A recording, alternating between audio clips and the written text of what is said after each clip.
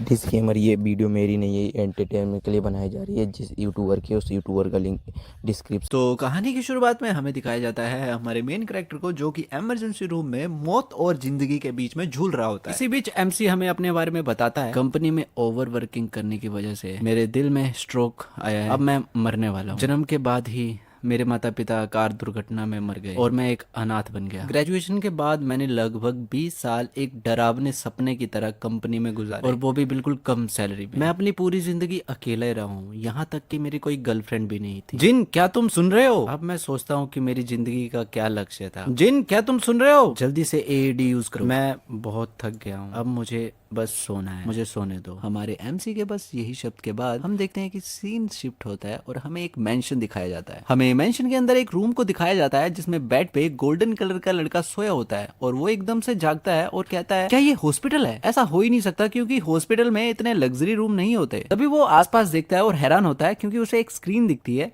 जिसमें लिखा होता है, वेलकम टू मैजिकल कंटेंट एल्डेरा। अब एमसी को तो ये बात समझ में नहीं आती, उसे तो एक हफ्ता लग जाता है समझने में, पर हम लोगों को तो पता ही है कि हमारा एमसी जो है वो अनदर वर्ल्ड यानी कि एक मैजिकल वर्ल्ड में रिवोन हो चुका है। अब हमें एक हफ्ते बाद का सीन दिखाया जाता है जहाँ पे हमारा एमसी यानी कि जिन चेयर पे बैठा होता है और कुछ पढ़ रहा होता है। तभी आहट होती है किसी के आने की, तो वहां पे एक लड़की आती है जो कि कहती है, मास्टर रेन, चाय तैयार है। तो गाइस मैं भी अब एमसी को रीन करके बुलाऊंगा, ठीक है, मैनेज कर लेना। और ये उसकी मेड है, तो मेड मेरे को पर्सनली बहुत क्यूट लग रही है। आपका क्या ख्याल है? आप कमेंट में जरूर बताना। मेड को रिप्लाई करते हुए हमारा एमसी कहता है कि थैंक यू ली। तो मुझे लगता है ये मेड काफी टाइम तक अपने एमसी के साथ रहने वाली है, तो इसे हम लोग ले तो नहीं कह सकते, ली कहेंगे। ओके, ली कहेंगे। तो ली को शुक्रिया करते हुए हमारा रिन हमें बताता है कि एक हफ्ता हो गया है और मुझे अपनी पोजीशन समझ में आ गई है। मरने के बाद मैं रिन एडगर बन गया हूँ। रिन एडगर तीसरा सन है ग्रैंड ड्यूक अल्फारिया एडगर का, और मेरा एक भाई भी है और एक सिस्टर। हमें यहाँ पे पूरी फैमिली को दिखाया जाता है जहाँ पे सब लोग हंसी मजाक कर रहे होते हैं डाइनिंग टेबल। रिन का भाई उसके लिए एक ड्रिंक लेके आया होता है, और वो कहता है कि मैंने इस ड्रिंक पे काफी पैसा खर्चा है, अगर तुम इस ड्रिंक को पियोगे तो तुम्हारा मैजिक स्ट्रेंथ जो है वो इंक्रीज हो जाएगी। रिन अपने भाई और बहन के साथ काफी खुश दिखाई देता है। उसकी माँ उसके लिए जैकेट लेके आती है। रिन एक्चुअली में अपनी फैमिली का सबसे छोटा लड़का होता है, और इसी वजह से सब लोग उसे बड़े लाड प्यार से रखते थे, और वो ड्यूक का लड़का है तो वैसे भी उसकी पोजीशन काफी अच्छी है। ये सब चीजें रिन अपने दिमाग में सोच रहा होता है, I mean, हमें बता रहा होता है, और वो कहता है कि ये पुरानी जिंदगी से तो काफी अच्छी है। अब नेक्स्ट सीन में हमें एक मैप दिखाया जाता है, और एमसी हमें बताता है कि इस कॉन्टिनेंट का नाम एल्डेरिया है, एक ऐसा संसार या ऐसा वर्ल्ड जहाँ पे हर चीज मैजिक से चलती है। और इस कॉन्टिनेंट का सबसे बड़ा ह्यूमन एम्पायर जो है वो है कैराडोरियल। इस कॉन्टिनेंट में सिर्फ इंसान ही नहीं रहते, इंसानों के साथ एल्व्स और ड्वार्फ्स भी रहते हैं। एडगर फैमिली एक नोबल फैमिली है जिसके पास 3 लाख से ज्यादा स्क्वायर किलोमीटर की टेरिटरी है और 1 मिलियन से ज्यादा इंसानी बस्ती वाला शहर। अब एमसी हमें बताता है कि नोबल होने की वजह से उसके सिर्फ कपड़े ही अच्छे नहीं हैं, बल्कि उसके पास एक मेड भी है, पर्सनल मेड भी है, जो कि उसे सर्व करती है। देख रहे हो लोंडो, बंदे की तो लाइफ चेंज हो गई। मुझे पता नहीं एमसी मेरी इस बात को सुन रहा है शायद। फिर वो कहता है कि ये जिंदगी मुझे पिछली जिंदगी में किए हुए मेरी मेहनत का फल है। ली रिन को बताती है कि लॉर्ड ने उनको बुलाया है कुछ डिस्कस करने के लिए, तो क्या आप मेरे साथ चलोगे? अब सीन शिफ्ट होता है और हमें एक ऑफिस नुमा रूम को दिखाया जाता है जहाँ पे एक बंदा बैठा होता है, और बाहर से एक बंदा आके कहता है कि यंग मास्टर आ चुके हैं। अब इससे हमें पता चलता है कि वो रिन के फादर हैं जो अंदर बैठे हुए हैं, उसे अंदर भेज दो। फादर, मैं पहुंच गया हूँ, बताइए क्या काम था? रिन, क्या तुम्हें पता है कि मैंने तुझे यहाँ पे क्यों बुलाया है? रिन हमें बताता है कि ये एडेरियन एडगर हैं जो कि मेरे फादर हैं, और ये यहाँ के लॉर्ड हैं। नहीं, मैं नहीं जानता आपने मेरे को क्यों बुलाया। रिन, अब तुम्हारी उम्र हो चुकी है कि तुम्हें अब अपनी टेरिटरी संभालनी पड़ेगी। क्या तुम मुझे बताओगे कि तुम कहाँ जाना चाहते हो? मेरी टेरिटरी? हाँ बिल्कुल। अब जिस टेरिटरी को तुम संभालोगे फ्यूचर में वो नॉर्थ वेस्ट में है। लॉर्ड मैप में एक जगह पे इशारा करते हुए दिखाते हैं कि यहाँ पे तो तुम्हारी टेरिटरी होने वाली है। यहाँ पे ना तुम्हें शॉर्टेज रहेगी मैजिशियन की, और थोड़ा फूड का जो प्रोडक्शन है वो भी थोड़ा सुस्ती भरा है, तो यही डिफिकल्टी तुम्हें सोल्व करनी पड़ेगी। रिन, अभी तक तो हमारी जमीन बिल्कुल सुरक्षित है, पर फ्यूचर कुछ भी हो सकता है कैराडोरियल एम्पायर के साथ।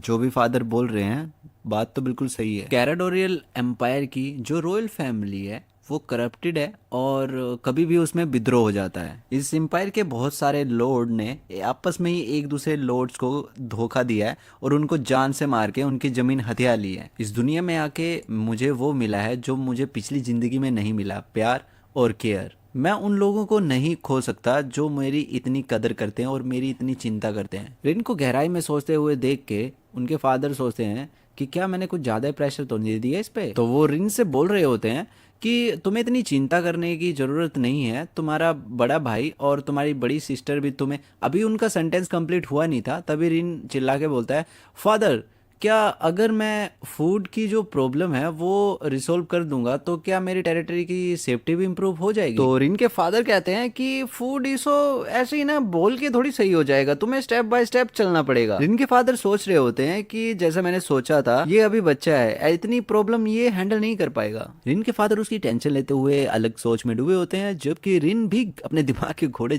दौड़ा के सोच रहा होता है कि अब मेरा जो लक्ष्य है वो है कि इस युग में ह्यूमन को इंडस्ट्रियल रेवोल्यूशन में लेके जाना। काफी सोचने के बाद एक कॉन्फिडेंस आवाज में वो अपने फादर से बोलता है कि फूड इशू मुझ पे छोड़ दो। एसलिंग सिटी जो कि वेस्टर्न मोस्ट लैंड की ग्रैंड ड्यूक एल्डरिन की टेरिटरी है, जिसका बॉर्डर सोरेन ग्रैंड जो कि एक दुश्मन है उसके साथ है, और ड्यूक की जो जमीन है वो नॉर्थ की तरफ। वेस्ट की साइड है एल्प्स की टेरिटरी और साउथ की साइड है खुला समुद्र। रिन की टेरिटरी एक ऐसी जगह पे है जहाँ पे चारों तरफ से बॉर्डर ही है और वो जो लोकेशन है उसकी टेरिटरी की वो बीच में है। तो वहाँ पे लगातार फाइट्स होती रहती हैं, लड़ाइयाँ होती रहती हैं, जिसकी वजह से वहाँ की जो उपजाऊ जमीन है वो बंजर बन गई और वहाँ की पॉपुलेशन भी डे बाई डे कम होती जा रही है। ये सारी बातें रिन घोड़ा गाड़ी में बैठे हुए पढ़ रहा होता है और अपने मन में कह रहा होता है कि अगर मुझे इंडस्ट्रियल रेवोल्यूशन लाना है तो मेरे पास ना पर्याप्त मात्रा में लेबर होनी चाहिए। और हमारा रिन अपनी सिटी की ओर जा रहा होता है, यानी कि अपनी टेरिटरी की जो मेन सिटी है वहां पे जा रहा होता है। किताब में कुछ पढ़ने के बाद वो सोचता है कि मुझे कोई रास्ता ढूंढना पड़ेगा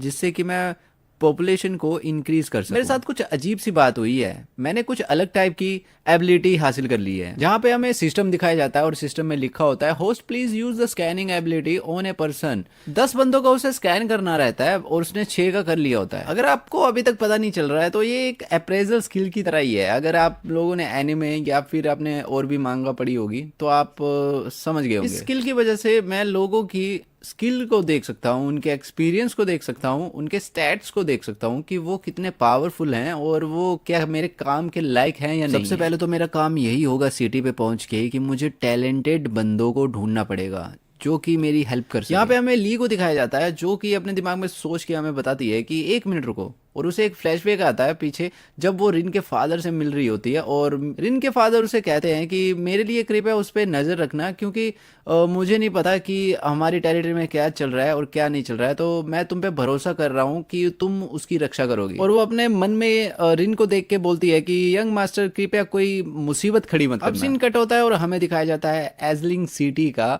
सिटी लॉर्ड का मेंशन, जहाँ पे हमें सिटी लॉर्ड को दिखाया जाता है जो कि किसी से बात कर रहा होता है और बोलता है कि सर मैंने सुना है कि ग्रैंड ड्यूक का जो यंगेस्ट सन है वो आज सिटी में आ रहा है, क्या हम पहले अपनी चाल चलें? क्या आपको लगता नहीं है कि ग्रैंड ड्यूक कुछ ज्यादा ही खतरनाक जगह पे अपने लड़के को भेज रहा है, जिसे अभी नाड़ा बांधने नहीं आता, वो चलाएगा टेरिटरी को। मेरी चाल ऐसी चलेगी कि उसके भाई और बहन भी उसे बचा नहीं पाएंगे। अभी हमें मास्टर के इंस्ट्रक्शन को फॉलो करना और अभी ऐसी कोई भी हरकत मत कर देना जिससे कि पूरा प्लान खराब हो जाए। ये बात तो आपकी सही है, पर मैं तब क्या करूंगा जब उसे टैक्स और फाइनेंशियल फ्रॉड का पता चलेगा। अरे वो सोने के चम्मच में खाने वाला बंदा, उसे क्या मालूम चलेगा तुम्हारे टैक्स और फाइनेंशियल रिकॉर्ड का? वो इतना लाड प्यार से पला हुआ है, मुझे तो वो बिल्कुल कच्चा नींबू लगता है, तो डरने की कोई बात नहीं है। जब वो यंग मास्टर आएगा तो उसे रैंडम वर्कआउट्स दे देना जिससे कि वो कंफ्यूज हो जाएगा। टाइमिंग को देखते लगता है कि अभी वो आने वाला है, तुम्हें वहां जाना चाहिए और उसका ग्रीट करना चाहिए, बढ़िया से स्वागत करो उसका। मास्क वाला बंदा अपने दिमाग में सोच रहा होता है एडेरियन,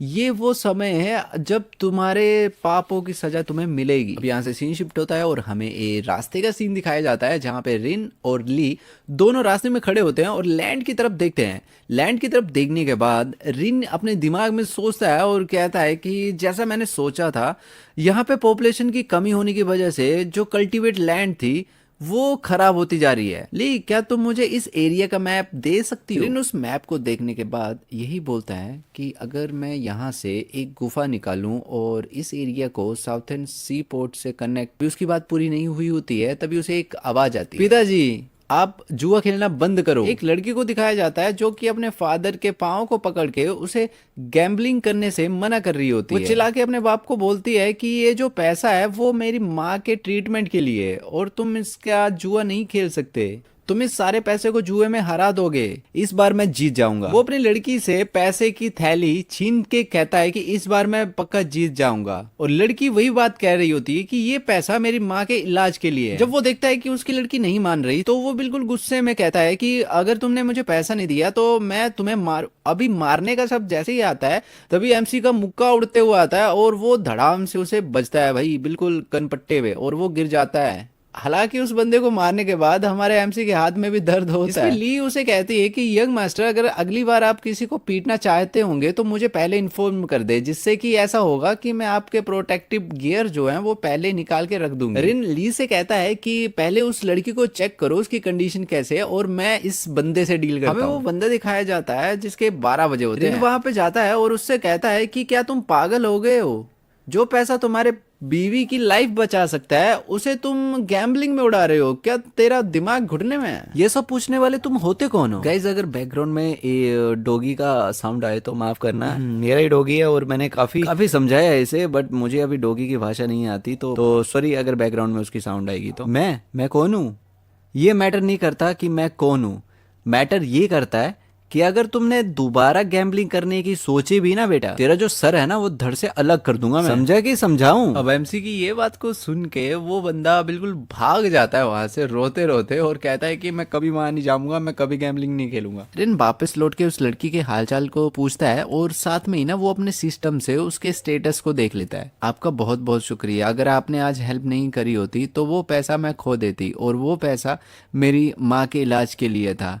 अगर वो कहीं चला जाता तो मुझे मालूम नहीं कि मैं क्या करती। वो लड़की अपना दुखड़ा सुना रही होती है जबकि हमारा एमसी जो है वो उसके स्टेटस भी चेक कर रहा होता है साथ साथ में, और वो अब दिमाग में सोचता है कि इसके स्टेटस इतने हाई नहीं है, पर इस लड़की के पास होली बॉडी ऑफ एग्रीकल्चर है जो कि खेती करने के मामले में बहुत ही हेल्पफुल है, और वो सोचता है कि फ्यूचर में अगर मुझे फार्मिंग करनी होगी तो ये लड़की उसके लिए बहुत जरूरी रहेगी। तुम भी टाउन की तरफ जा रही हो डॉक्टर ढूंढने अपनी माँ के लिए, तो तुम हमारे कैरेज में हमारे साथ आ सकती हो, क्योंकि हम भी टाउन की तरफ ही जा रहे हैं। मैं अभी गंदी हूँ और मेरे कपड़े भी खराब हैं, मेरी वजह से आपका कैरेज गंदा हो जाएगा। ये कुछ लकड़ियों से बना हुआ एक ट्रांसपोर्ट का साधन ही तो है, और क्लीन करना ये मैटर नहीं करता, और प्लस मैं तुमसे पूछ रहा हूँ साथ में चलने के लिए। इस जगह की इतनी बुरी हालत है और यहाँ पे एक कसीनो चल रहा है। कहानी सुनाने वाला हमें बताता है, एक बार जो ग्रैंड ड्यूक और सोरेन के बीच में जो लड़ाई हुई है उसकी वजह से काफी ज्यादा सोल्जर मारे गए। पिछली बरसात में आए हुए बाढ़ ने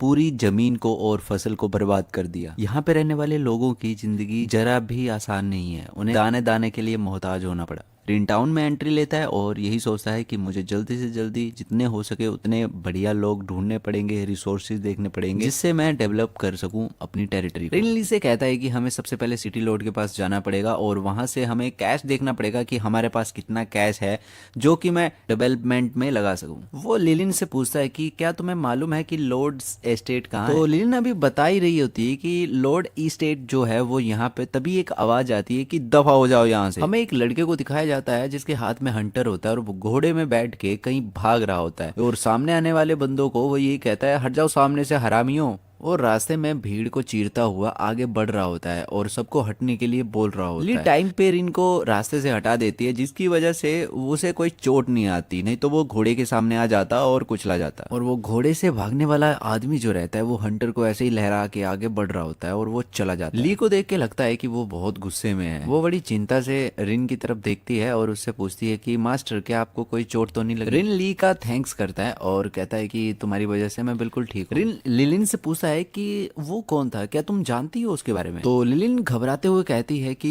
वो लड़का यंग मास्टर है एडविन फैमिली। आइसलिंग सिटी में जितने भी कैसीनोज हैं वो उसी के फैमिली के हैं। जितने भी कैसीनो वो उसी के हैं, इसका मतलब काफी रिच फैमिली से है ये। रिन ये सोच के मुस्कुरा रहा होता है कि बहुत बढ़िया, मैंने सोचा ही था कि मैं पैसा कहाँ से लाऊंगा, अब मुझे वो रास्ता मिल गया। लिलिन हमें कैसीनो तक का रास्ता दिखाओ। मास्टर वहां मत जाओ, अगर आप वहां पे जाओगे तो आपका पूरा पैसा वो लूट लेंगे। अरे तुम चिंता मत करो, वो मुझे कुछ भी नहीं कर सकते। लिलिन ये सोच रही होती है कि पता नहीं ये नोवेल कितना पावरफुल है। नेक्स्ट सीन में हम लोग देखते हैं कि रिन कैसीनो के बाहर खड़ा होता है और कैसीनो की तरफ देखते हुए वो बोलता है कि मैं अपना जो काम होगा, जो भी डेवलपमेंट का, उसकी नींव तेरे से ही रखूंगा और तू मेरे प्लान में शामिल होगा, देखता जा। तो वो ये बात कैसीनो की तरफ देख के बोल रहा होता है। और इसी ओपी लाइन के बाद हमारा एमसी कैसीनो में एंटर करता है, जहाँ पे हम लोग अलग ही सीन देखते हैं। वहाँ पे कुछ लोग जीत रहे होते हैं, कुछ लोग हार रहे होते हैं और कोई गोल्ड कॉइन मांग रहा होता है उधार कि मैं उसे वापस कर दूंगा, जैसा कि कैसीनो में होता है। कई सट्टे लगा रहे होते हैं रेड रेड नंबर पे। तो अभी हमारा एमसी उन सब लोगों को देख के यही बोलता है कि जब तक यह कैसीनो रहेगा लोग काम को प्रॉपर तरीके से नहीं करेंगे, उनका ध्यान भटकता रहेगा लालच में। लिन रिन को बताती है कि हमारे जो सैनिक है उन्होंने कैसीनो को चारों तरफ से घेर लिया है, तो क्या आप अभी कुछ एक्शन लेना चाहते हो? नहीं, अभी नहीं, पहले बड़ी मछली को तो फंसने दो। ठीक है। एक असिस्टेंट रिन को कहता है कि सर आप कौन सा गेम खेलना चाहोगे? मैं यहाँ बस पहले गेम्स देख रहा हूँ, क्या तुम मुझे कोई ऐसी गेम बता सकते हो जो खेलने में आसान हो? हाँ बिल्कुल सर, आप मेरे साथ आइए। असिस्टेंट उसे अपने साथी के पास लेके आता है। दोनों इशारों में, समझ रहे हो, कुछ चालाकी वाली इशारे करते हैं और वो कहता है कि सर ये जो 2 चिप्स हैं ये आपको फेंकने पड़ेंगे और अपनी किस्मत आपको जांचनी पड़ेगी। तो रिन भी उन चिप्स को लेता है उनसे और फेंक देता है और हम देखते हैं कि वो स्मॉल बॉक्स में घूमते हैं और उसके बाद असिस्टेंट और साथ में जो कोवर्कर होता है उसकी फेस पे अलग सी स्माइल होती है और वो कहता है कि ओपन 466, हाँ ये बड़ा नंबर है। अभी जो हमारा एमसी है वो खेल रहा होता है सिकवो को। कैसीनो गेम जो थी वो ईस्ट एशिया में बहुत पॉपुलर थी और ये जो पासे जो फेंकते हैं, ये जो डाइस इन्होंने रखे होते हैं, इसमें छोटे नंबर और बड़े नंबर होते हैं। हालांकि इस कैसीनो में ये जो पासे हैं इनमें सिर्फ एक ही टाइप के नंबर दोनों तरफ छपे हुए हैं, यानी कि ये चीट कर रहे होते हैं। असिस्टेंट बिल्कुल मायूसी वाली आवाज में मास्टर से कहता है कि ओ आप बस जीतते जीतते हार गए। रिन इस पे थोड़ा चिढ़ते हुए बोलता है कि बस यही, मुझे तो मजा भी नहीं आया, ये क्या कोई गेम है ये? असिस्टेंट को इग्नोर करते हुए हमारा लिन से बोलता है कि चलो चले खाना खाते हैं, मुझे भूख लग रही है। तभी अचानक से असिस्टेंट रिन को रुकने का संकेत देता है और कहता है कि जो पैसा आपने हारा है वो हमें देना पड़ेगा। रिन उसे बोलता है कि मैंने कब तुम्हारा पैसा लिया? असिस्टेंट इस पे बोलता है कि मास्टर जो चिप्स मैंने आपको 2 दिए थे उनका पैसा मैं वो मांग रहा हूँ। असिस्टेंट का रवैया थोड़ा बदलता है और वो कहता है कि ये कोई मजाक नहीं चल रहा है, यहाँ पे कोई भी चीज फ्री नहीं है, यहाँ पे हर एक चिप की कीमत 100 गोल्ड से ज्यादा है। सर्विस टैक्स और इंटरेस्ट को जोड़ के पूरा हिसाब लगाएं तो 250 गोल्ड कॉइन आपको देने पड़ेंगे। अगर तुम पैसा लेके नहीं आए हो तो अपनी मेड को यहाँ पे छोड़ो और चुपचाप निकल जाओ यहाँ से। चुप हो जा झूठे कहीं के। लिलिन पीछे से बोलती है कि सिस्टर और मास्टर आपको इस पे भरोसा नहीं करना चाहिए, एक चिप्स की कीमत 1 सिल्वर कॉइन है और ये बहुत झूठ बोल रहा है। मेरे प्लान को बिगाड़ने वाली तुम होती कौन है? अरे कोई आओ पीटो इसे। तभी हम देखते हैं कि एमसी ने एक मस्त सा मुक्का उसे जड़ दिया होता है और वो हवा में उड़ रहा होता है। तुम्हें बोलने के लिए किसने कहा? अरे ये सब मेरा है। वहां पे खड़े लोग सब लोग वो कूपन और वो जो भी कॉइन्स थे उनको कलेक्ट करने पे लगे होते हैं। उनको देख के रिन कहता है कि ये सारे लोग तो भाई बिल्कुल ही निकारा हो गए हैं, इनको जरा भी ध्यान नहीं है कि यहाँ पे क्या चल रहा है। तभी एक बंदे की एंट्री होती है और वो कहता है कि कौन मेरे कैसीनो में गंद मचा रहा है। हालांकि रिन को उसी के आने का वेट था, यही तो उसका प्लान था। रिन उसे देख के हल्की सी मुस्कान में कहता है कि तो बड़ी मछली फंस गई जाल में। वो बंदा आके अपने 2 चमचों को कहता है कि जो भी गंद मचा रहा है उन्हें पीटो, उन्हें पता लगना चाहिए कि यहाँ पे गंद मचाने का अंजाम क्या होता है। वो दोनों चमचे उन लोगों को मारते हैं जो बंदे कॉइन्स को उठा रहे थे। हालांकि जिन बंदों की पिटाई हो रही थी वो माफी मांग रहे थे, बट उन पे कोई रहम नहीं किया जा रहा था, बस उन्हें पीटा जा रहा था। कैसीनो में बाकी खड़े सब लोग डर से सहम जाते हैं जब वो बंदा आता है और वो ऑर्डर देता है कि इनको पीटो। किसी की हिम्मत नहीं होती कि वो उसे रोके या फिर कुछ बोले। ये सारी मेरी गलती है, अगर मैं मास्टर को यहाँ पे लेके नहीं आती तो ये लोग स्कैम नहीं होते और इस मुसीबत में नहीं फंसते। हमें लिलिन का एक फ्लैशबैक दिखाया जाता है जिसमें कि रिन डॉक्टर को कह रहा होता है कि प्लीज डॉक्टर इसकी मम्मी को बचा लीजिए, जितना भी पैसा लगेगा वो पे करेगा। लिलिन ये फ्लैशबैक देखने के बाद यही कहती है कि मुझे भी बड़े भाई का साथ देना पड़ेगा। लिलिन आगे बढ़ती है और चिल्ला के बोलती है कि मेरे होते हुए कोई भी मेरे बड़े भाई को स्कैम नहीं कर सकता। आसपास में खड़े लोग उस लड़की को देख के बोलते हैं ये लड़की कौन है? अरे नहीं, ये तो अब मरने वाली है। वो बंदा लिलिन की बात को सुन के कहता है कि क्या बच्ची, तूने मुझे कुछ कहा? तुम्हारा कसिनो लोगों को ठगता है, तुम्हारे कसिनो ने पता नहीं कितने परिवार उजाड़ दिए। मैं अपने बड़े भाई और सिस्टर को बुली होते हुए नहीं देख सकती, वो अच्छे लोग हैं। लिलिन की बात को सुन के वो लड़का गुस्से में उस पर हमला कर देता है और हमला होते हुए देख के लिलिन अपनी आंखें बंद कर लेती है और कहती है कि अब मैं पिटने वाली हूँ, मुझे कोई रिग्रेट नहीं। तब लिलिन अपनी आंखें खोलती है और वो देखती है कि रिन उस बंदे का हाथ पकड़ के खड़ा होता है और रिन कहता है कि ना केवल इसके स्टेट्स जो हैं वो बिल्कुल बेकार हैं, बट कि इसकी लॉयल्टी जो है, लॉयल्टी सिर्फ 5 पे है, यानी कि ये लड़का भरोसे के लायक भी नहीं है। कसिनो का ओनर रिन से कहता है कि मेरे रास्ते में मत आओ, कुचल दिए जाओगे। तो इस पे रिन कहता है कि मैं तेरे रास्ते नहीं आऊंगा, बल्कि मैं उस रास्ते को उखाड़ के वहां पे हाईवे बना दूंगा। इस दुनिया में सिर्फ ताकतवर ही जीतता है। अरे ज्यादा उछलो मत, तुम्हें पता भी है मेरा बैकग्राउंड क्या है। मुझे तेरे बैकग्राउंड से कुछ भी नहीं लेना देना, पर मुझे एक बात जाननी है। एमसी फिर ताली बजाता है और हम देखते हैं कि बहुत सारे सैनिक रिन को गार्ड करने के लिए आ जाते हैं। हम लोग नेक्स्ट सीन में देखते हैं कि एक मेंशन का सीन दिखाया जाता है जहाँ पे बहुत से नोवेल्स आपस में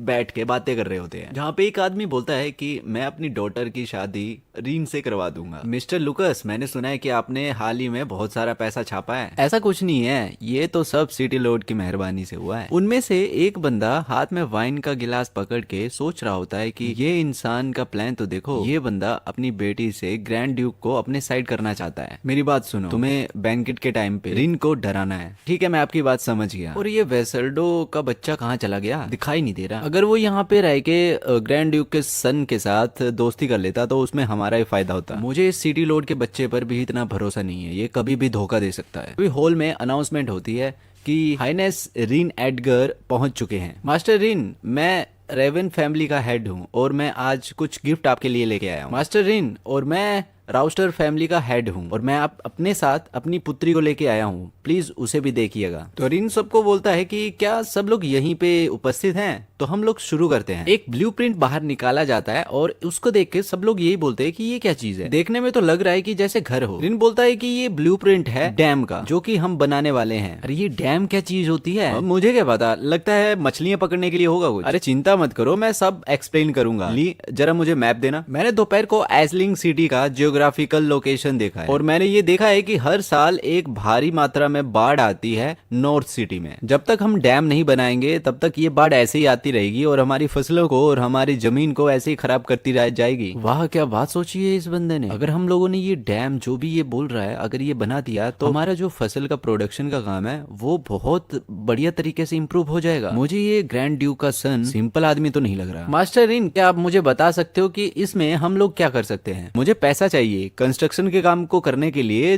पैसों की जरूरत होती है। पर मास्टर, हम तो बहुत गरीब हैं। माना कि रिन स्मार्ट है और काफी ऊंची सोच रखता है, पर वो पैसा ऐसे लोगों से मांग रहा है जो कि पैसों के इतने लालची हैं कि उन्होंने आम प्रजा को भी ठगने से नहीं हिचकिचाए हैं। खुद को गरीब कहने की कोई जरूरत नहीं है। मुझे एक रास्ता मालूम है जहां से मैं पैसे ले सकता हूँ। मैंने दोपहर को एक कैसीनो में रेड करी और वहां से मैंने 50,000 गोल्ड कॉइन जमा करवाए। तुम लोगों को मालूम है क्या एसलिंग सिटी में और कितने कैसीनोज हैं? क्या इसने कैसीनो पे रेड किया है? इसका मतलब है कि इस महीने भी हमारा हफ्ता हमें नहीं मिलेगा। अब ऐसा मत बोलना कि जिस कैसीनो को मैं पसंद करता हूँ उसी पे इसने रेड किया। पर एसलिंग सिटी के सारे कैसीनोस मास्टर एड्रियन के द्वारा चलाए जाते हैं। इसका मतलब ये छोटा उस्ताद तो अब मुसीबत में फंस गया। कितना पागल इंसान है ये। अगर ये चुपचाप आता और हमसे बात करता तो अलग बात होती, पर इसने अब मुझे उंगली करी है। अब मैं उसे छोड़ूंगा नहीं, डिस्ट्रॉय कर दूंगा। एंड्रियन आगे आता है और रिन से बोलता है कि मास्टर रिन, आपको अगर शायद मालूम ना हो तो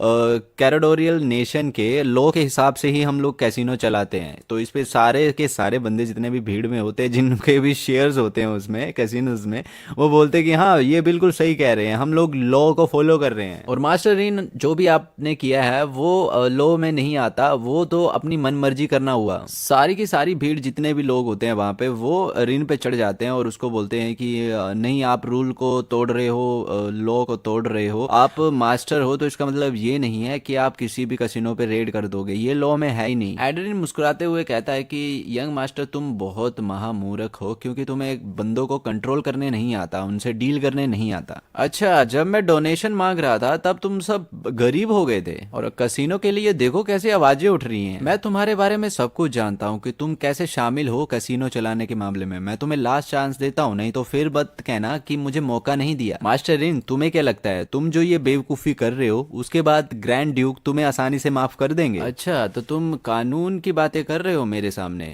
चलो ठीक है, तो कानून की बात ही करते हैं अब। रिन बोलता है, सिपाहियों, उन दोनों छपरियों को बाहर लेके आओ, आज मैं उन दोनों के साथ कानून कानून खेलूंगा। एंड्रियन काफी चौंकते हुए कहता है, ये दोनों यहाँ कैसे आ गए? ये दोनों तो मेजरलो के साथ ही रहते थे ना। मिस्टर एड्रियन, क्या आप इन दोनों को जानते हो? मैंने इन दोनों को कभी नहीं देखा। और इन दोनों को यहाँ लाने का तुम्हारा मकसद क्या है मास्टर रिन? नहीं, मेरा मकसद कुछ भी नहीं है, बट मेरे ऊपर एक हमला हुआ था दोपहर के टाइम पे और इन दोनों ने मेरी जान लेने की कोशिश करी थी। जब मैंने इनको पकड़ा तो इन्होंने कहा था कि तुम जानते नहीं हो हमें, हमारे पहुंच ऊपर तक है। तो मैंने सोचा वो ऊपर वाले बंदे शायद यहीं पे हैं। एंड्रियन घबराता हुआ कहता है कि अब तो मैं फंसने वाला हूँ। सैनिक, इनको ऊपर उठाओ और सबको देखने दो, जिससे कि मुझे वो बंदा मिल जाए जो इन्हें पहचान ले। मालूम तो सबको होता है कि वो वेजलो के फॉलोवर्स हैं, बट कोई भी ना कुछ नहीं बोलता, बस सब सहमे होते हैं और देख रहे होते हैं कि आगे क्या होगा। क्या मास्टर इन ने ये कहा कि ये दोनों उसे मारने के लिए भेजे गए थे? अब ये सुन के तो लगता है मिस्टर एड्रियन किस्मत खराब है आज। अगर इन दोनों बेवकूफों ने कुछ बक दिया तो मेरी फैमिली तो खत्म। एंड्रियन तभी एक चाल चलता है, वो चाकू उठाता है और कहता है कि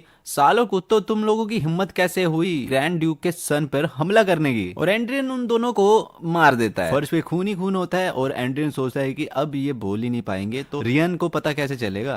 और एंड्रियन रिन के सामने खड़ा हो जाता है बिल्कुल मासूम बन के और कहता है कि सॉरी, मैंने आपा खो दिया। जब मैंने सुना कि इन लोगों ने आप पे हमला किया था तो मैंने इन्हें मारना उचित समझा। अगर मैंने कुछ गलती करी हो तो आप मुझे पनिश कर सकते हो। जस्टिस करने का आपके अंदर काफी अच्छा सेंस है। मैं ये बात बोल सकता हूँ कि मिस्टर एंडियल एक अच्छे और बढ़िया नोवेल है। जैसा कि मैंने सोचा था, रिन काफी काइंड हार्ट है और ये पिघल जाएगा। तो लेडीज एंड जेंटलमैन, अब मैं आप सबको मिलाना चाहता हूँ सबसे बढ़िया और सबसे दरिया दिल नोवेल से। सैनिकों, उन्हें ले आइए। मेरे हाथ छोड़ कुत्ते। मैंने तुझे बताया भी था, मेरे पिता जो हैं वो एजलिंग सिटी के सबसे बड़े महान नोवेल हैं। एक बार मैं छूट जाऊंगा तो मैं अपने डैड से कह के तुम सबको मरवा दूंगा। एंड्रिन अपने बेटे को देख के स्टन हो जाता है और वो कहता है वो पकड़ा गया था इसीलिए मुझे वो कहीं नहीं मिल रहा था। तुमने मेरे सर्वेंट्स को मार दिया, अब मैं तुम्हें मार दूंगा। एक बार मुझे छूटने दे, फिर मैं तुझे मारूंगा भी और तुझे टॉर्चर भी करूंगा। अच्छा, तो तू मुझे टॉर्चर भी करेगा? मैंने तुझे बोला है ना कि एजलिंग सिटी में कोई भी मेरे सामने खड़ा नहीं होता। वाह,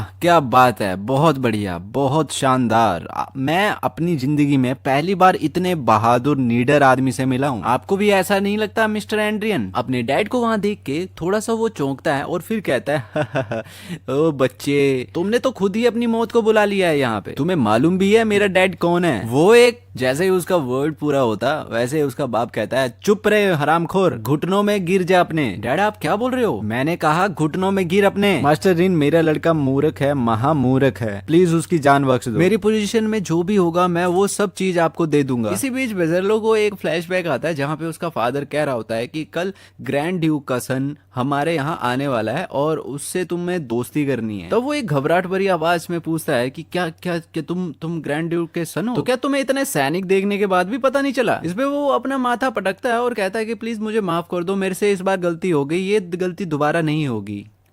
इस पे एंड्रिन कहता है कि मास्टर रिन, प्लीज हमें माफ कर दीजिए, हमें एक मौका दीजिए अपनी गलती को सुधारने का। इस पे रिन कहता है कि आज तक तुमने जितना भी लीगल इलीगल पैसा कमाया है वो सारा का सारा मुझे देना होगा और मैं इंश्योर करूंगा तुम्हारी सेफ्टी का। इसके बाद एंड्रियन उनका शुक्रिया करता है और अपने मन में कहता है कि बच गया भाई आज तो। तभी एंड्रियन पीछे देखता है और जहाँ पे सिटी लॉर्ड हंस रहा होता है उसको देखने के बाद एंड्रियन कहता है कि मैं तो फंस चुका हूँ, अब मैं तुम्हें भी फंसाऊंगा। मास्टर रिन, मुझे कुछ रिपोर्ट करना है। सिटी लॉर्ड एल्ड्रिक जो है वो बाहर के शत्रुओं से मिला हुआ है और वो तो ग्रैंड ड्यूक को धोखा देने वाला है। इस पर सब लोग हैरान हो जाते हैं और सिटी लॉर्ड की तरफ देख रहे होते हैं। सिटी लॉर्ड हैरान हो जाता है कि ये क्या बोल रहा है भाई, मैं तुम्हें चुपचाप छोड़ रहा था, तो इसका मतलब ये नहीं है कि तुम औरों पे भी दाग लगाओ। उसकी लॉयल्टी है या नहीं है वो मैं जज करूंगा, तुम नहीं। सैनिकों, इन लोगों को जल्दी से जल्दी खत्म करो। सिटी लॉर्ड चौंकते हुए सोचता है कि जैसा मास्टर ने कहा था ये बंदा वैसा ही है, बिल्कुल बेवकूफ। सिटी लॉर्ड बाहर रिन के पास आता है और कहता है कि मास्टर रिन, आपका जो ये तेज रवैया है, तेज निर्णय करने का रवैया है, वो मुझे काफी पसंद आया। मैं इसकी सराहना करता हूँ। मैं आपका और ग्रैंड ड्यूक का ईमानदार आदमी हूँ और मैंने कभी भी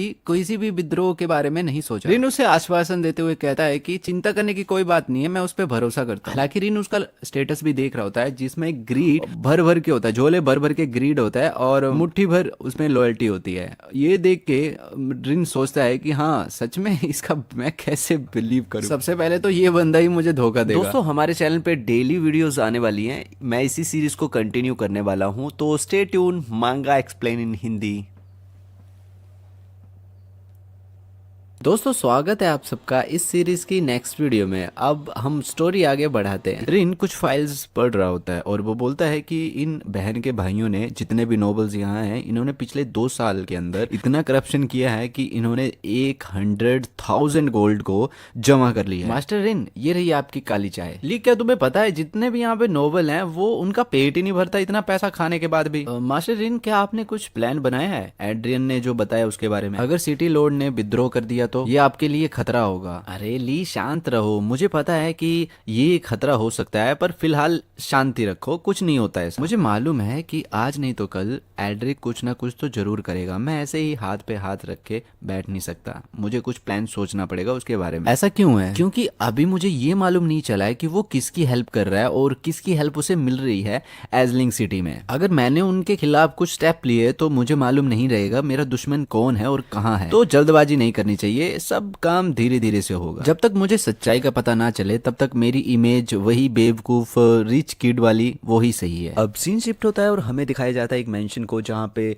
सिटी लॉर्ड और एक जादूगर आपस में बात कर रहे होते। क्या ये तो क्या घटिया बात है। गिल्ड मास्टर मेलकम, प्लीज शांत हो जाइए। मास्टर इन यंग भी हैं और उन्होंने बहुत जल्दी खुद को प्रूव कर लिया है ग्रैंड ड्यूक के सामने। सिटी लॉर्ड, तुम्हें उसकी साइड लेने की जरूरत नहीं है। उसकी क्या बात करते हो तुम? जब भी ग्रैंड ड्यूक भी हमारे सामने आता है या हमसे बात करता है तो रिस्पेक्ट से बात करता है। अब मैं आपको बताता हूँ कि एक्चुअली में ये गिल्ड मास्टर जो विजार्ड है ये भड़का क्यों है। तो यहाँ पे जब रिन आ गया है और उसके बाद अब सिटी लॉर्ड का भी पर्दा सामने हट रहा है धीरे धीरे, तो सिटी लॉर्ड ये चाहता है कि विजार्ड गिल्ड वाले जो हैं वो उसका साथ दें, या तो साथ दें या तो वो रिन के खिलाफ भड़क जाएं। और वो एक प्लान बना ही रहा होता है, तभी उसके हाथ में आती है फाइल, जो कि होती है डैम वाली, जिसमें लिखा होता है कि कौन कौन उसमें काम करेगा और नहीं करेगा। तो वो उस पे देखता है कि उसमें जादूगरों की नाम ही नहीं है, उसमें जादूगर के नाम नहीं है, और उसे एक अच्छा बहाना मिल जाता है सिटी लॉर्ड को। वो विजार्ड को देखता है, उससे बोलता है कि देखो हमारे जो नए लॉर्ड हैं जो आए हैं,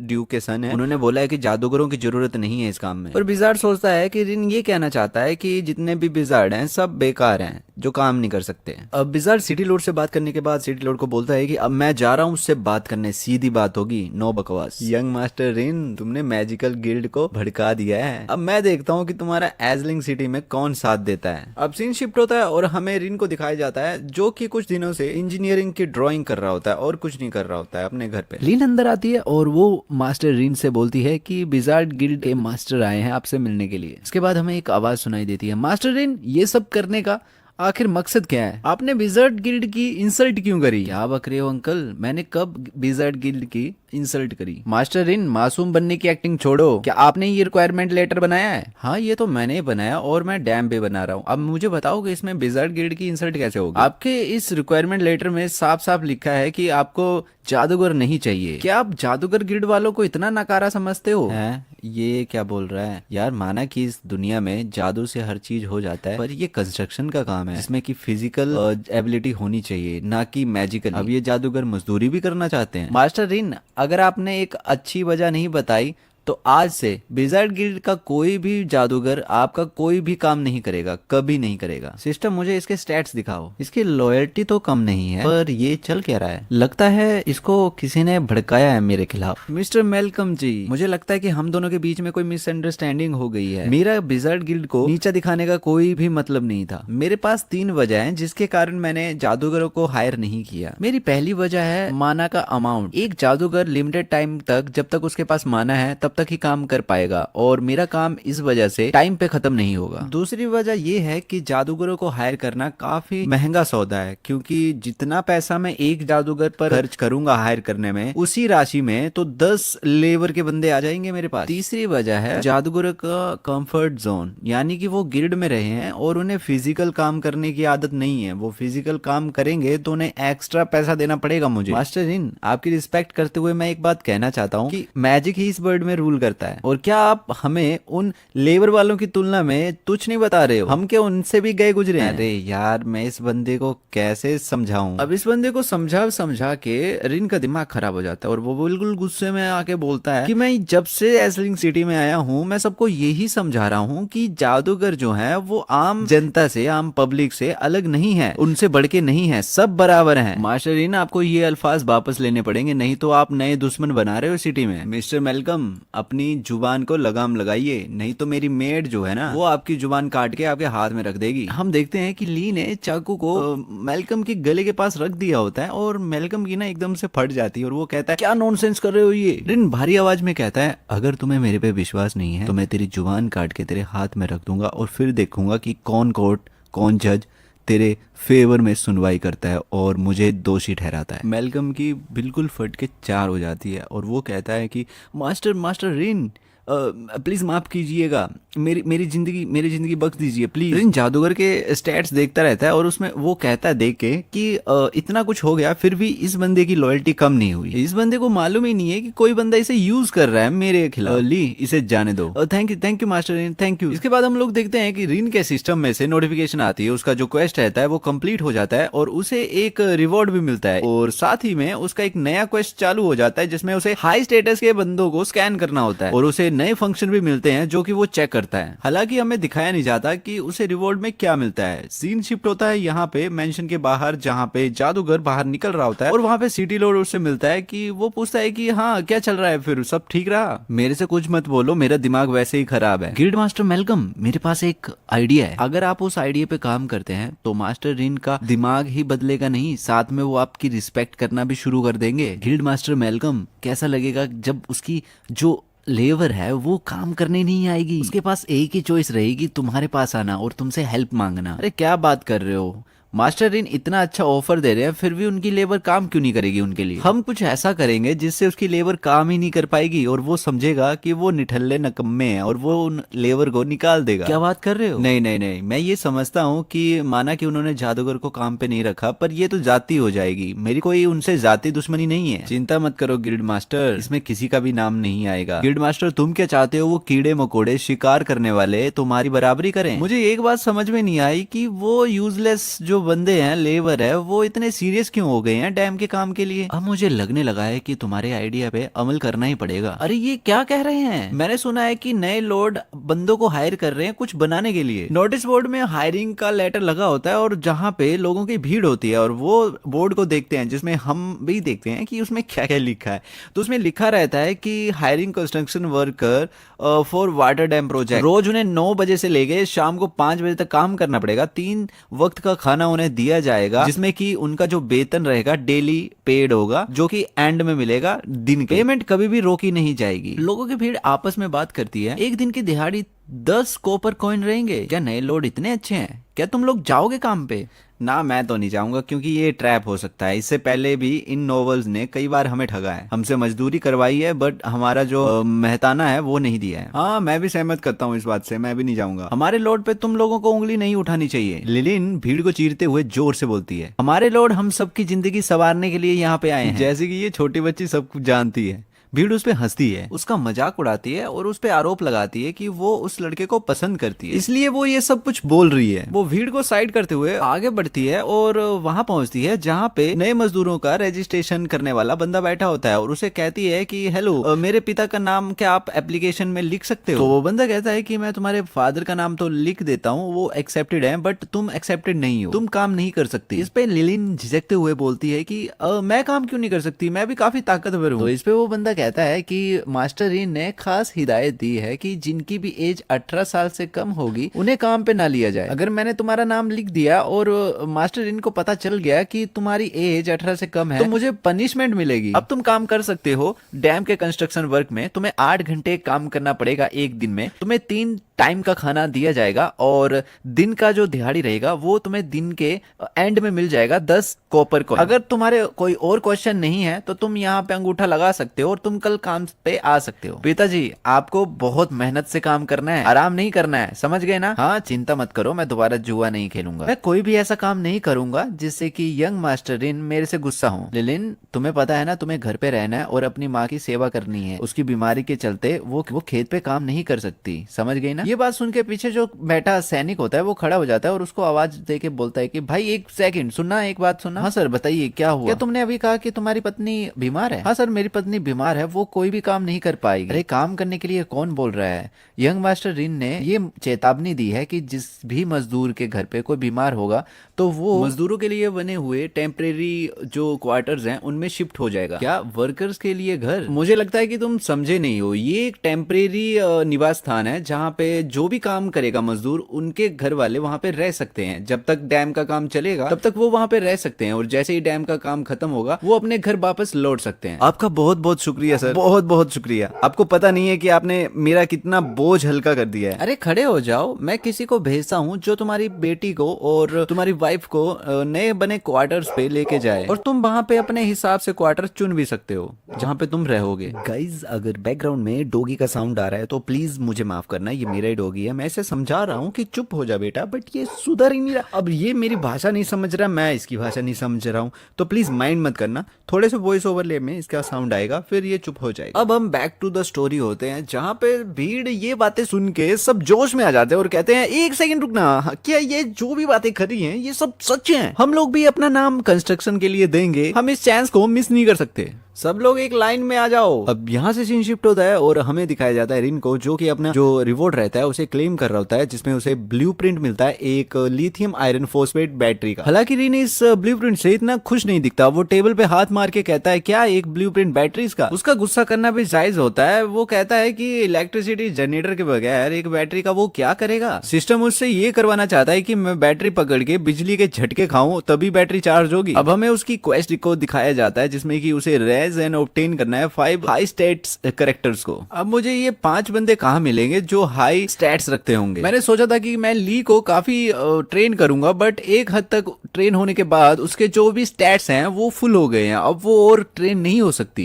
इसका मतलब ये है कि मुझे सिटी में जाना पड़ेगा और नए टैलेंट की खोज करनी पड़ेगी। तभी बाहर से आवाज आती है, यंग मास्टर रिन, लिलिन आपको देखने के लिए यहाँ आई है, उसे अंदर भेज दो। कंस्ट्रक्शन साइट पे काम सही से नहीं चल रहा, सब लोग सुस्ती डाले हुए हैं। क्या कोई काम नहीं कर रहा? ऐसा कैसे हो सकता है? डैड आपको क्या हुआ है? आप फिर से ब्रेक क्यों ले रहे हो? लिन मैं तेरे से झूठ नहीं बोल रहा हूँ, सुबह जब से मैं उठा हूँ मुझे बहुत सुस्ती आ रही है, मेरे से जरा भी काम नहीं हो रहा है, मैं हल्का सा काम कर रहा हूँ फिर थक जा रहा हूँ। यहाँ पे जितने भी मजदूर हैं सबके साथ ऐसा ही हो रहा है, किसी के पास एनर्जी ही नहीं है काम करने की। तुम सबको पता है ना कि कितना अच्छा ऑफर हमारे लॉर्ड ने हमें दिया है, फिर भी तुम इतनी सुस्ती कर रहे हो। कौन रखेगा तुम्हें काम पे? फिर मुझे लगता है कि मैंने काफी दिनों बाद काम किया है इसलिए मेरा शरीर साथ नहीं दे रहा, मुझे कुछ देर आराम करने दो। मैं बिल्कुल अच्छा महसूस करूंगा अगर मैं एक दिन की रेस्ट कर लूं, काम का कल देखेंगे। रिन कहता है कि मुझे मालूम नहीं था कि ऐसी भी कोई बीमारी एग्जिस्ट करती है यहाँ पे। लिलिन मास्टर को आते हुए देख के मास्टर रिन से कहती है कि आप इनका इलाज करो, ये सब लोग बड़े कामचोर हो गए। रिन वहां पे आता है और लिलिन के फादर का स्टैट्स चेक करता है और उन्हें पता चलता है कि उसे कर्ज किया गया है। तो वो लिलिन से बोलता है कि ये लोग बीमार नहीं है। तभी रिन अपनी एक नई स्किल प्रोस्पेक्टिंग ऑन करता है और वो कहता है कि मुझे मालूम नहीं था कि ये स्किल यूज करने के लिए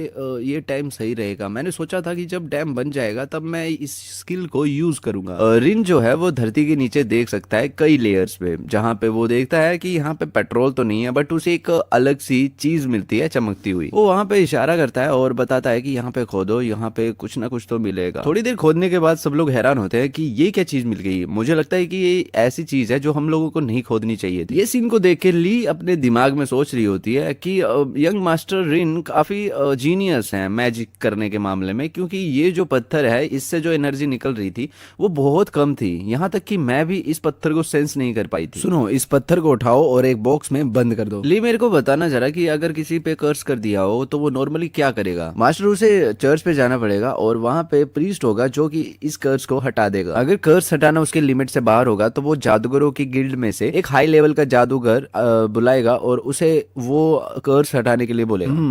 तो तुमने जादूगर गिल्ड बोला। लिलिन, अपने फादर को लेके मेरे साथ चलो, हम लोग प्रीस्ट के पास जा रहे हैं। जिसने भी ये काम किया होगा मैं उसे छोड़ूंगा नहीं। अब सीन शिफ्ट होता है और हमें एक चर्च को दिखाया जाता है जहाँ पे एक प्रीस्ट खड़ी होती है और उसके सामने ये सब लोग खड़े होते हैं। मास्टर रिन, स्वागत है आपका यहाँ पे।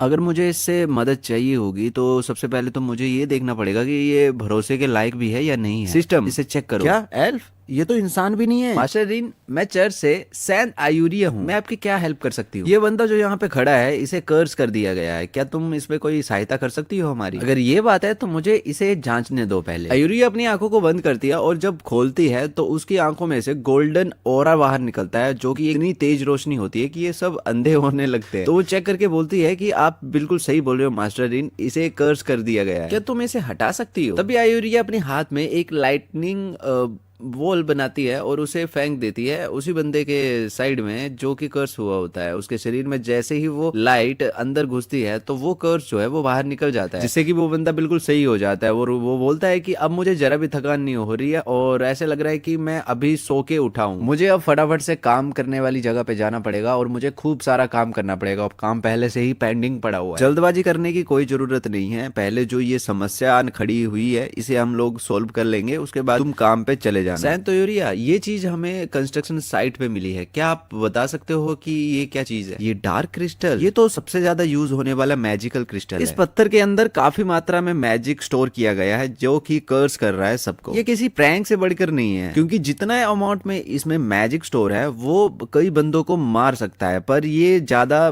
कुछ नहीं कर रहा है, बस उन्हें थका रहा है। कि इस क्रिस्टल को बनाना काफी आसान होता है क्या? हाँ, एक हाई लेवल का जादूगर इसे आसानी से बना सकता है और वहां पे छुपा सकता है जहाँ पे आपकी कंस्ट्रक्शन साइट है। क्या तुम्हें मेरे प्रोजेक्ट के बारे में पता है? मास्टर रिन, आपके इस प्रोजेक्ट से आम जनता को काफी लाभ हो रहा है, तो मैं इस काम को क्यों नहीं जानूंगी? आपके इस प्रोजेक्ट की वजह से आपने बहुत सारे लोगों को हायर किया है, जिसकी वजह से चर्च पे जो लोड पड़ता है उन बंदों का वो कम हो गया। इसी बीच रिन दिमाग में गिल्ड मास्टर को सोच रहा होता है और वो कहता है कि उस बुढ़े को सबक सिखाना ही पड़ेगा। संत आयूरिया, क्या तुम्हारे पास कोई ऐसा रास्ता है जिससे कि मैं अपनी कंस्ट्रक्शन साइट पे फैले हुए सारे के सारे कर्स को हटा सकूं? मास्टर रिन, आज आपकी किस्मत ने आपका साथ दिया है, आपने जो पत्थर ढूंढ के निकाला है वो हर बार आपको नहीं मिलेगा, और अगर आप रोज रोज उन पत्थरों को निकालते रहे तो कंस्ट्रक्शन का काम कौन करेगा? कंस्ट्रक्शन का काम तो होगा ही नहीं। फिर सोचता है कि मुझे उस बुढ़े से जल्दी मिलना पड़ेगा और उसका हिसाब किताब करना पड़ेगा। आयूरी बोलती है कि मुझे एक ऐसी लड़की के बारे में पता है कि जो आपकी हेल्प कर सकती है, बट वो थोड़ी सी अलग टाइप की है, क्या आप उससे मिलना चाहोगे? अगले सीन में हम लोग देखते हैं रिन और ली दोनों एक एड्रेस हाथ में लिए हुए पहुंचे होते हैं एक घर में। ओ, तो ये लेडी सेलिना का घर है जो कि फॉर्मर प्रेसिडेंट थी विजार्ड गिल्ड की। अब जो होगा वो देखा जाएगा, देखते हैं वो लेडी हमारी हेल्प करेगी या नहीं। रिन ये सोच के दरवाजा खटखटा रहा होता है और तभी ली कुछ सेंस करती है और वो रिन को पीछे हटाते हुए कहती है बी केयरफुल। तभी हम लोग देखते हैं कि उस घर में एक ब्लास्ट होता है। क्या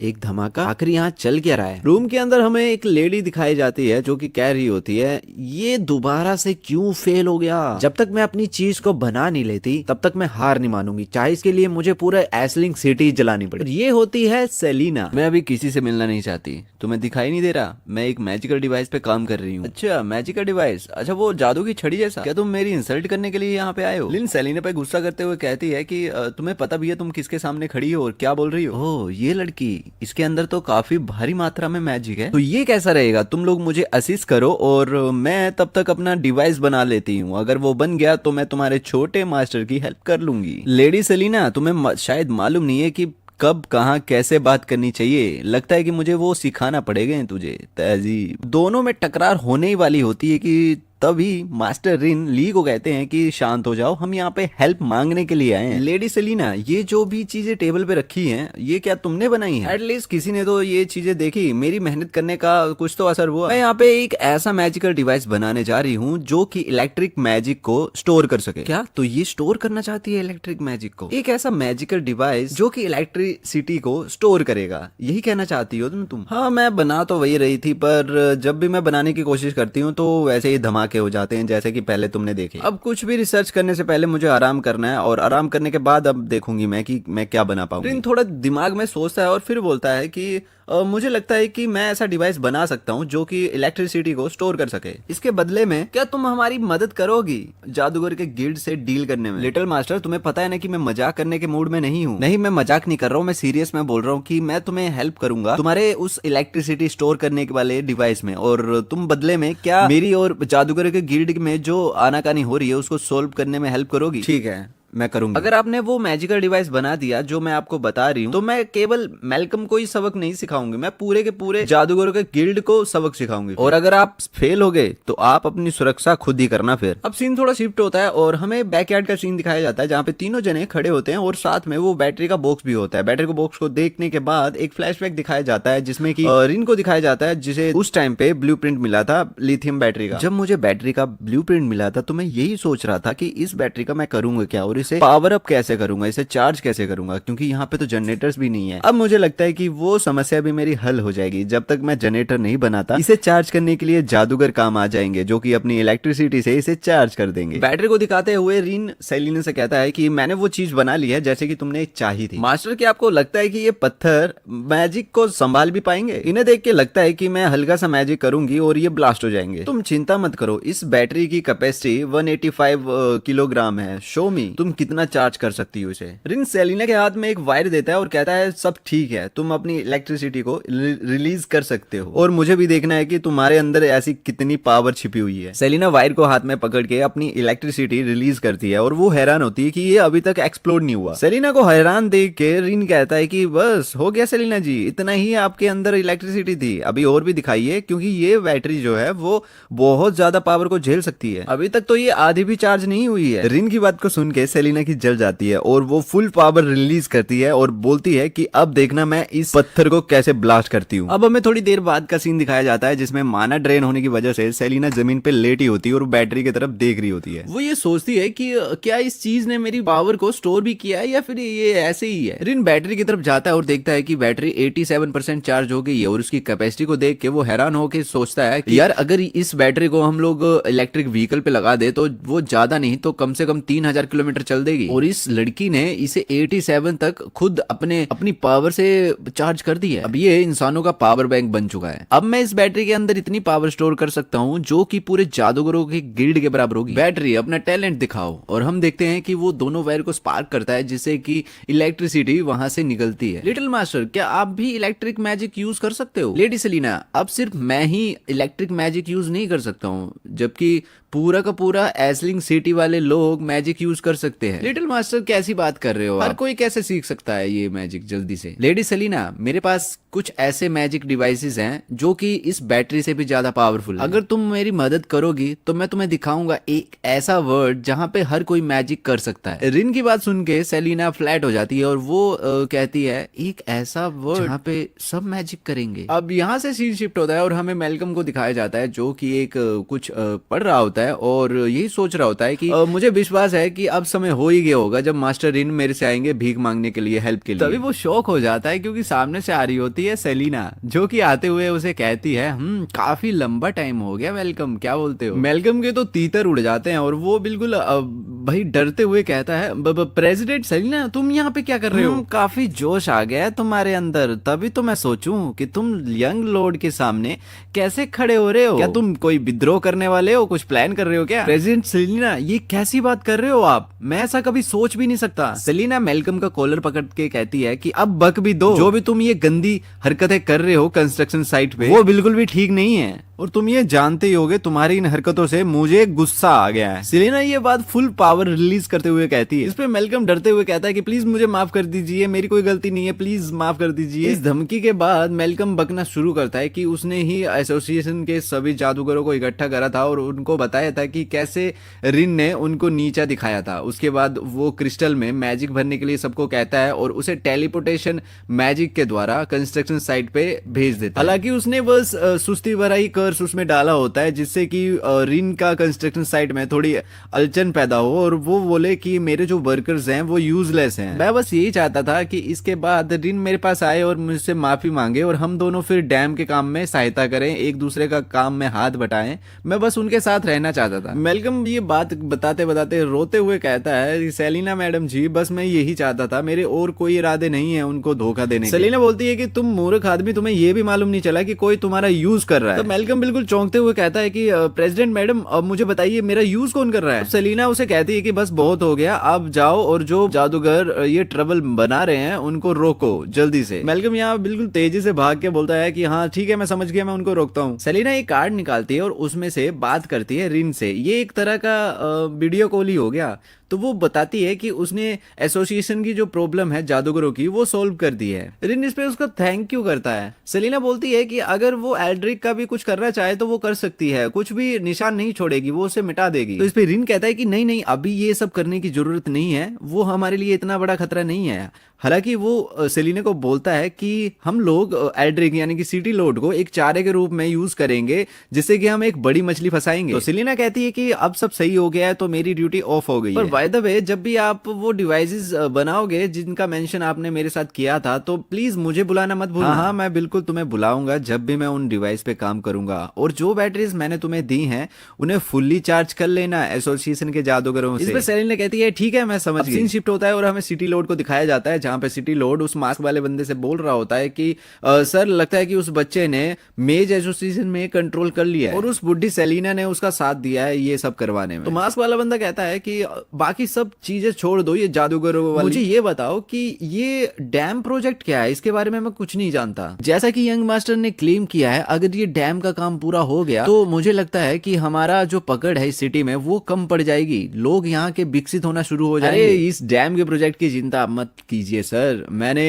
कुछ ट्रैप लगाए हैं उसमें वो यंग मास्टर फंस जाएगा। मैंने कुछ व्यापारियों से बिल्कुल सीक्रेटली बात करी है और उनको बोला है कि आप गेहूं का रेट डबल कर दो जिससे कि यहाँ पे फूड क्राइसिस आएगा। अब लॉर्ड फूड क्राइसिस संभालेगा या फिर कंस्ट्रक्शन साइट पे जाएगा। क्या तुम पक्का श्योर हो कि वो नोबल्स तुम्हारे साइड खड़े रहेंगे? हाँ मुझे ऐसा लगता है जब मुसीबत आएगी तब वो मेरा हाथ छोड़ देंगे, बट वो सब इतने लालची हैं कि पैसे के लिए वो मुझे नहीं छोड़ेंगे। जब तक उन्हें पैसा मिलता रहेगा वो मेरा साथ देते रहेंगे। सिटी लॉर्ड एक सिक्के को ऊपर उछालता है और बोलता है कि वो यंग लॉर्ड उसके पास इतना पैसा ही नहीं होगा कि वो फूड क्राइसिस संभालेगा या डैम प्रोजेक्ट में पैसा लगाएगा और वो जल्दी ही खत्म हो जाएगा। अगले सीन में हमें दिखाया जाता है लिलिन सड़क पे पड़ी होती है और एक व्यापारी उसे लात मार के बोल रहा होता है कि अगर तुम्हें अफोर्ड नहीं कर पाओगे तो तुम यहाँ से निकलो। तो उसमें लिलिन कहती है कि तुम एकदम से ये प्राइसेस ऐसे बढ़ा कैसे सकते हो? गेहूं का रेट कल तक तो एक सोने के सिक्के में 2 बैग था और आज की बात करूं तो आज 2 सिक्के में सिर्फ 1 बैग है। लड़की सुनो, मेरी गेहूं और मेरा रेट,